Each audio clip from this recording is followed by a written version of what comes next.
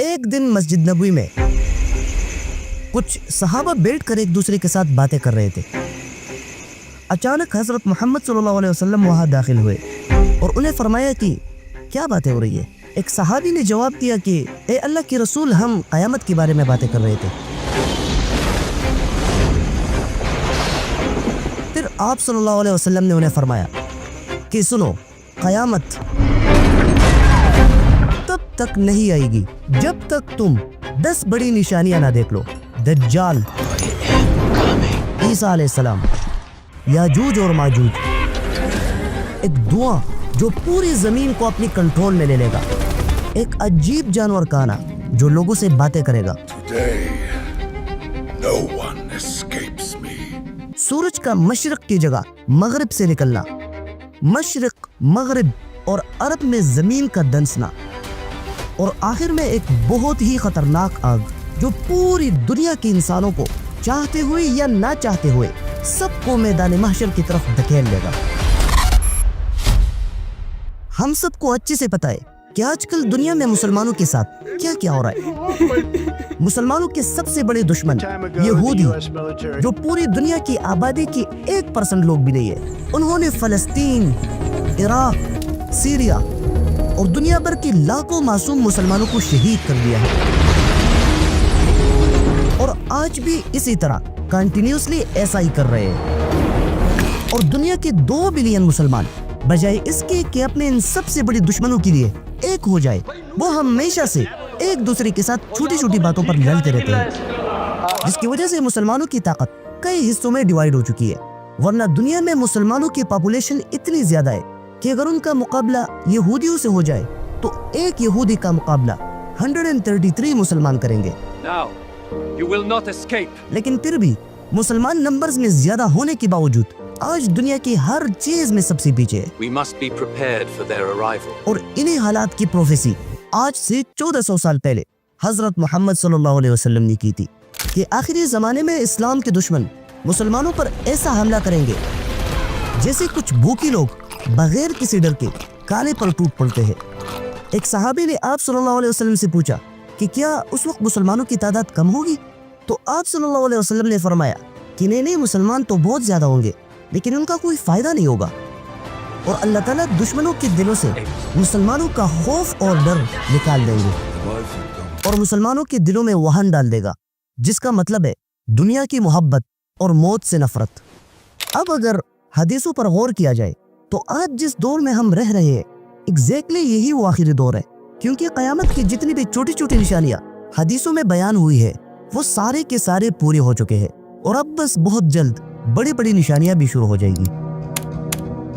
سب سے پہلے حضرت محمد صلی اللہ علیہ وسلم کے خاندان اہل بیت میں سے ایک بچہ پیدا ہوگا، وہ بالکل باقی بچوں کی طرح بڑا ہوگا اور ایک عام انسان کی طرح زندگی گزارے گا، لیکن پھر بعد میں اللہ تعالیٰ ان کو ایک ہی رات کے اندر بالکل چینج کر لے گا، اور اسی چینج کے بعد ان میں ایک لیڈر، ایک بادشاہ بننے کی ساری کوالٹیز آ جائیں گے، جس کے بعد مکہ میں لوگ ان کو اپنا لیڈر بنائیں گے۔ لیڈر بننے کے بعد وہ مسلمانوں کی ایک آرمی بنائے گا،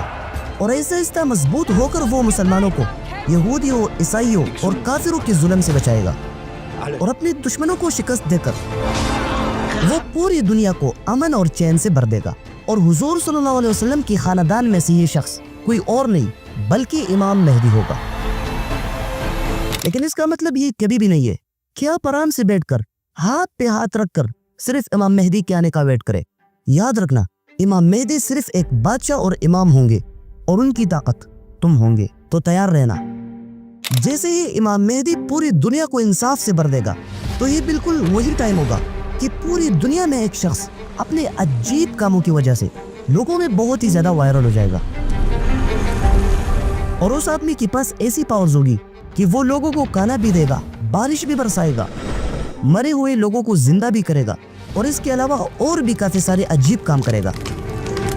اور یہ شخص اتنا خطرناک ہوگا کہ اس کے کام دیکھ کر بہت جلد لوگ اس کے دھوکے میں آ کر اس کو اپنا خدا ماننے لگ جائیں گے، اور جو بھی شخص اس کی خدائی سے انکار کرے گا تو وہ عادلی اس کو سخت ترین سزا دے گا، اور یہ شخص ایک دفعہ پھر پوری دنیا کو ظلم اور بے انصافی سے بھر دے گا۔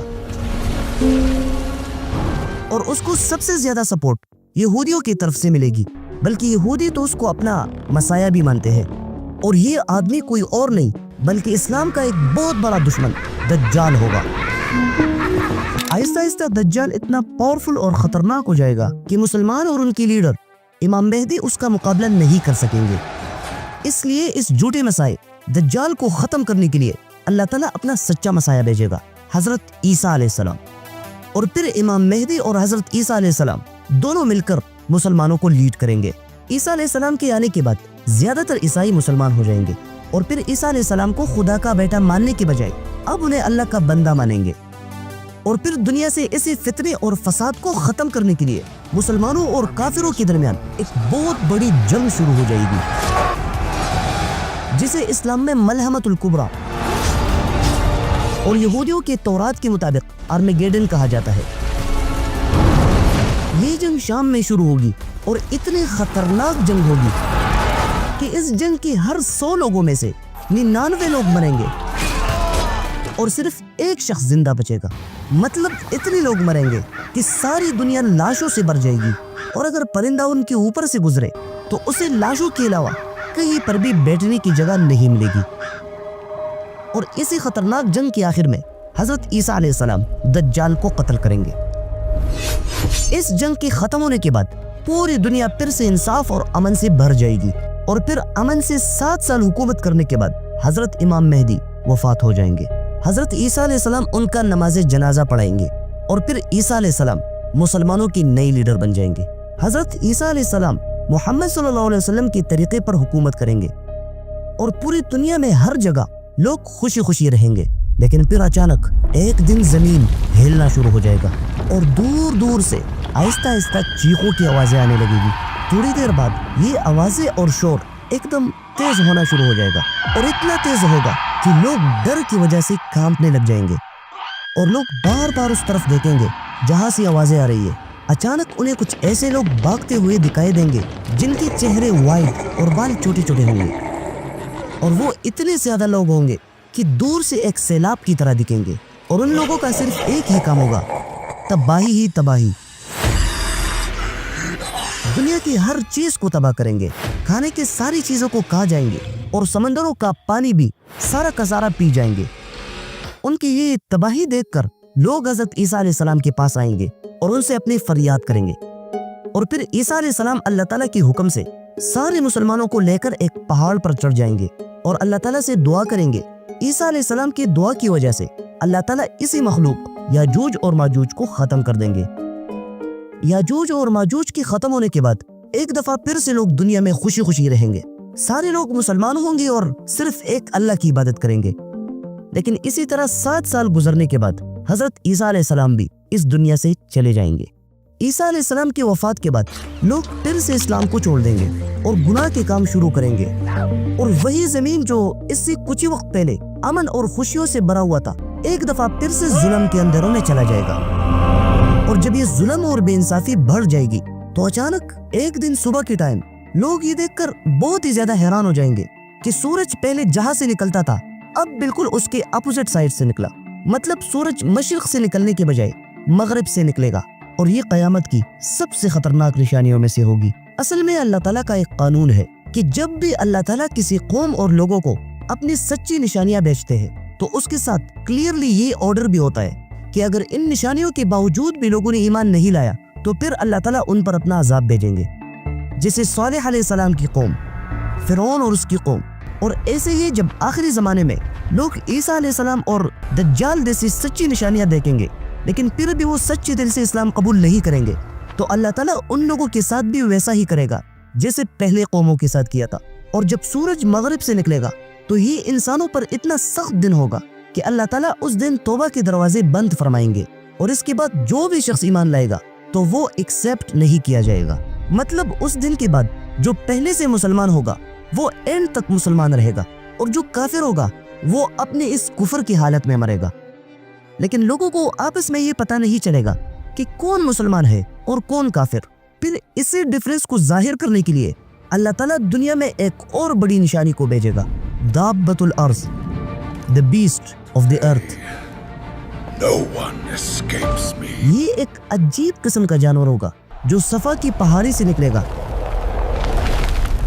اور اسی جانور کے جسم دوسرے جانوروں کے میکسچر سے بنا ہوا ہوگا، مطلب اس کا سر اور چہرہ بیل کی طرح ہوگا، آنکھیں خنزیر کی طرح، گردن اونٹ کی طرح، اس کی کان ہاتھی کی طرح اور سینہ شیر کی طرح ہوگا۔ اس کے پاس موسیٰ علیہ السلام کی لاٹھی اور سلیمان علیہ السلام کی انگوٹھی ہوگی، اور اس جانور کی سب سے عجیب بات یہ ہوگی کہ وہ عام انسانوں کے ساتھ ان کی لینگویج میں باتیں کرے گا، اور اسی جانور کا ذکر قرآن میں بھی موجود ہے۔ یہ جانور پوری دنیا میں گھومے گا، موسیٰ علیہ السلام کی لاٹھی سے مسلمانوں پر اور سلیمان علیہ السلام کے انگوٹھے سے کافروں پر مارک کرے گا۔ مارک کرنے کے بعد مسلمان کا چہرہ تو چمک جائے گا، لیکن کافروں کا چہرہ کالا اور سیاہ ہو جائے گا۔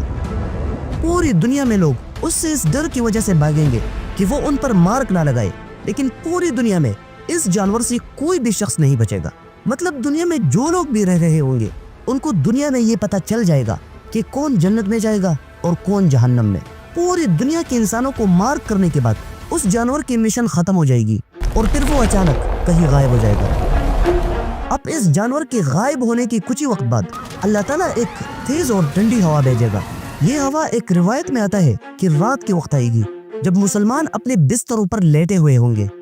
اور یہ ہوا آرام سے ان سارے مسلمانوں کی جان لے گی جن کے دلوں میں ذرہ برابر بھی ایمان ہو۔ مطلب اس ہوا کے آنے کے بعد سارے مسلمان دنیا سے ختم ہو جائیں گے اور صرف کافر زمین پر رہیں گے، اور پھر اینڈ میں اللہ تعالیٰ ایک بہت ہی زیادہ خطرناک آگ بھیجے گا۔ یہ آگ یمن سے نکلے گی اور دنیا میں موجود سارے لوگوں کو میدان محشر کی طرف دھکیل دے گی، اور صرف زندہ لوگ ہی نہیں بلکہ آدم علیہ السلام سے لے کر اس وقت تک دنیا میں جتنے بھی لوگ مرے ہیں ان ساروں کو دوبارہ زندہ کر کے اللہ تعالیٰ انہیں محشر میں جمع کرے گا، اور پھر